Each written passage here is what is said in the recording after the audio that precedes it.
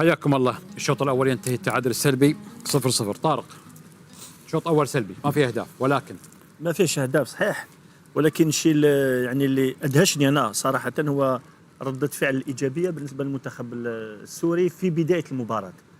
بداية المباراة راح لمنطقة المنتخب المغربي، عمل ضغط المتقدم، ما خلاش الكرة تخرج حوالي قلت 8-9 دقائق هو متمركز في منطقة المنتخب المغربي. بعد ذلك كرة واحدة بالنسبة للحارس المرمى المنتخب المغربي في وسط الميدان، اللاعب الكرتي ترويض، نظن عملوها مرتين.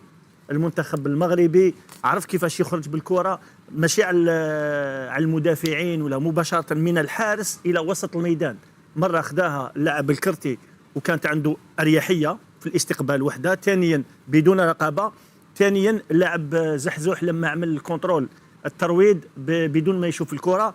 نظن انه لقطتين مشابهتين لازم المنتخب السوري ياخذ الحذر انه دائما وسط ميدان يخرج. نعم. ويكون يعني في الاستقبال وحده. كابتن رشيد، منتخبكم منتخبنا في اول شيء المستوى ما كان مستوى عالي ديال الشوط الاول، واظن بانه كما ذكر طارق بانه 9 دقائق الاولى كانوا تخلقوا فرصتين للمنتخب السوري لانهم ضغطوا على المنتخب المغربي، الا ان المنتخب المغربي ابتداء من الدقه 9 يعني استفاق واصبح يهاجم، خصوصا بان المنتخب السوري يرجع ويتكتل في الوسط، يعني في العمق الدفاعي متكتل ولكن فاتح الاجنحه.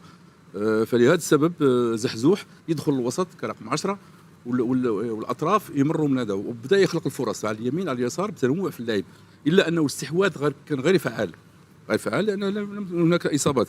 اكيد بانه كان وقت متقطع كثير جدا، يعني ينزل من ايقاع اللاعب، ولكن لاحظنا يعني في 10 دقائق الاخيره المنتخب المغربي يعني رفع الايقاع بعدد اللمسات، عدم الاستحواذ على الكره، الا انه دفاع متكتل قوي جدا، وهذه صلابه دفاعيه لانه الجرينتا او الصلابه الدفاعيه الجرينتا يعني باللغه ايطاليه جرينتا يعني حماس قوي جدا عند المنتخب السوري، لانه المدرب ذكي دائما في تعليماته. ونحن نعرف كمدربين تقول ليه خلي الشوط الاول كما فعلنا في السابق يمر، والشوط الثاني حيكون هناك حديث اخر. فقراءه كانت جيده بالنسبه للمنتخب السوري في الشوط الاول. احمد عزام، نفس المغربي اللي يقول لك قراءه جيده من المنتخب السوري في الشوط الاول. انا بدي احكي اول نقطه على موضوع ضربه الجزاء. موضوع ضربه الجزاء لانه كلياتنا بنعرف المباراه هي مباراه تفاصيل صغيره، تفاصيل صغيره هي ممكن تحسب لك المباراه. يعني هي ما بعرف اذا هي ما تصفرت ضربه جزاء، شو اللي بتصفر ضربه جزاء؟ يعني رجع الحكم للفار ورد بعدين لغى ورد وقف ورد استمر باللعب. انا برايي ضربه جزاء واضحه، خلينا نشوفها نشوف الحاله كلياتنا. دفع، قفز بالهواء وبضرب الكوع، يعني هي ضربه جزاء واضحه. نعم. طيب بغض النظر عن ضربه جزاء ناخذ عليه تصويت ونروح حق الامور الفنيه بشكل سريع. حاضر مايد، بلنتي ولا مش بلنتي؟ ضربه جزاء بلنتي. رشيد، فيها شك انه الاقرب فيها شك، ما نقدر نجزم ب 100%. 50-50 ما فيها يعني لو الحكم حسب بلنتي تعتبر بلنتي، ولكن ما حسبها تعتبر غير بينالتي. اوكي. يعني نزار، هو ادرى لان نعم. تقدير الحكم احسن. منذر، الاقرب اكثر ما يجي ضربه جزاء، مش بلنتي. جمال، ما يقدرش يغير نفسه وهو في الهواء، فمش ضربة جزاء. مش بلنتي. راضي؟ ها؟ جزاء بلنتي. مناف مع كابتن رشيد 50-50. 50-50. فهد، الأقرب فهد. لا فهد الانصاري. الأقرب ضربة جزاء. بلنتي. طارق، ضربه جزاء. بلنتي. فهد العتال، الأقرب ضربة جزاء. اغلب ضربه جزاء. اذا في اختلاف بين ضربه جزاء وفي 50-50. بدي اتابع من خلال المباراه. حكوا الشباب وشفناها كانت واضحه بصراحه، ما بنعرف شو قرار الحكم.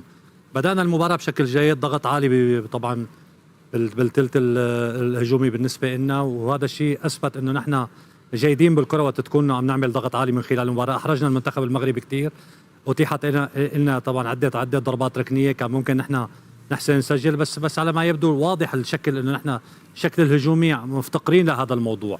عم نشوف بحثنا عن المساحات بعد هي بدايه المباراه، تمينا بضغط عالي، ممكن ما في كثافه كان بهالكره هي، بس ورجينا حالنا بشكل جيد، كنا بشكل جيد. تنفيذ الكرات الثابته ما كان بشكل ممتاز من خلال هذا الشوط.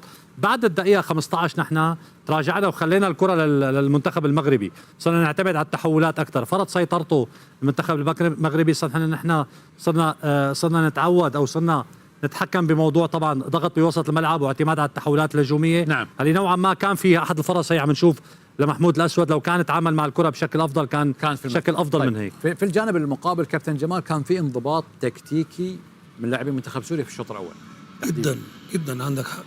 يعني هو نقدر نقول كده البدايه سوريه، بعد كده اصابات وتوقف وفار لمده نص ساعه، وبعد كده هجوم ضاغط جدا جدا من المغرب عايز يخلص المباراه ضد دفاع صلب جدا زي حضرتك قلت يا خالد. فعلا دفاع منظم، واديك شايف اهو الكره عماله ترجع لورا. هو مش بيعملوا دفاع منطقه بس، ده كمان ماسكين مان تو مان، فالاربعه اللي ورا مش عارفين يطلعوا لقدام، فبيرجع تاني. الصوره موضحه اهي، كل مضايقين المسافات قوي قوي على المغرب بس في اللقطه بس دي. اسمح لي، في واحد هناك على الشاشه كان فاضي ما حد حواليه، ليش ما لعب له اياها؟ ما هو برضه راح يكسر النظام كامل. من ضمن الاربعه اللي في نص الملعب. يعني انت عندك اربعه في نص ملعب سوريا، في نص ملعب المغرب، وسته في وسط 10 سوريه، فعشان كده مش عارفين يطلعوا للسته، فعشان كده ممكن يكون اللي ورا فاضي. نعم. مش انا هطلع من دفاعي اروح امسك الراجل اللي هناك دوت، انا بعمل زون ديفنس، دفاع منطقه. طيب. طبعا حارس مرمى جيد والدفاع صلب جدا. اشكرك على الاختصار. فهد، هل نقدر نقول ان المنتخب السوري حد من خطوره لاعبين المنتخب المغربي؟ نعم خالد، قبل المباراة تكلمنا عن عنصر المفاجأة، وهذا ما عمله مدرب المنتخب السوري، حاول يصعد فوق في مناطق أعلى على المنتخب المغربي وصعبها نعم. على المباراة، صعب المباراة عليه. بعد ال 20-25 دقيقة أنا أعتقد أنه بدأ بداية جيدة، وبعدها عاد، وهذا ممكن أنه يكون تأثيره سلبي. شكرا لك. منذ الشوط الثاني كم؟ هو مربوط بصمود المنتخب السوري على مستوى الكتلة الدفاعية، ممكن هذا باش يقعد حتى ل 90 دقيقة أو يعمل تحولات. نعم. يمكن تكون عملية صعبة. نتصور الشوط الثاني المنتخب المغربي باش يلقى الحل ويسجل. اوكي مناف، الى ركلات الترجيح وقت اضافي ولا نهايه المباراه في الوقت الاصلي؟ لا اعتقد في الوقت الاصلي، يعني هذه المباراه يمكن الهدف الواحد ممكن تكون مباراه الكره الثابته. من يحسمها؟ الاقرب المغرب. الاقرب المغرب. مايد؟ يعني الفريق السوري حقيقة نجح في الشوط الأول، ما نقول نجح دفاعيا، نجح كتوازن وكلعب وشكله حلو في الملعب. نعم. لكن واضح أن الفرديات عند المغاربة أكثر، ظاهرين الجنب في المغرب هم اللي نجحوا الشكل الهجومي، وخاصة رقم 7 اللي هو محمد بالسكوتي، وظهير اليسار حمزة على اليسار، هم اللي نجحوا الشكل الهجومي في من يتأهل؟ صعبة ممكن، لكن المغرب أكثر. فهد، إذا استمر المنتخب السوري في تسيير المباراة كما الشوط الأول ممكن نذهب إلى أشواط إضافية. شفنا الأدوار اللاعبين الصلخدي والمحمود الأسود في الأدوار الدفاعية كيف بيساندوا لاعبين الأظهرة، ولاحظنا المنتخب المغربي بيحاول يخرج الكرة على الأطراف وبعدين يدخل بالداخل، وهذا حد من خطورة المنتخب المغربي. الشوط الثاني كم؟ المغرب أقرب ممكن لأشواط إضافية. المغرب. أحمد عزام، من المنتخب سوريا ممكن يدخل في الشوط الثاني؟ اكيد نحن بصراحه ممكن المباراه تروح لاشواط اضافيه اذا تمينا بهذا. هل ممكن نشوف خريبين في الشوط الثاني؟ خريبين ممكن انا برايي هلا ماشيه المباراه بشكل جيد، ممكن بعد ربع ساعه نشوف بعض التبديلات. شكرا لك. رشيد، الان الشوط الثاني هل في تغييرات في جانب المنتخب المغربي ام يبقى على وضع التشكيله كما هي؟ هو في الحقيقه هو كان تغيير في الاول، اصابه تيسو دالي ودخول ازارو. وليد ازارو ما كان عنده ايقاع في اللعب. نعم. وهذا اثر شيئا مع الهجوم ديال الفريق.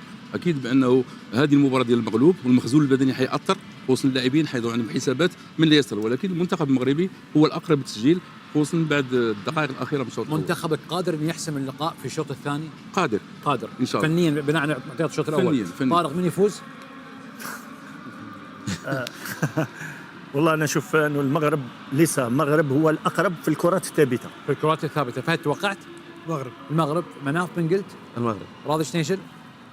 شوي بس كلام بسيط. اسرع بس على اساس الوقت. المنتخب السوري بدا اول 10 دقائق بس، بعدين تباعد الخطوط. نعم. استعاده الكره ضعيف، يعتمد على 3 لاعبين فقط بالتحولات.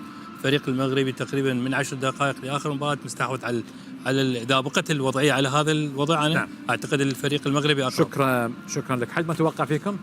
جمال؟ المغرب. سمير معرفي، لك الصوت والصوره، تفضل.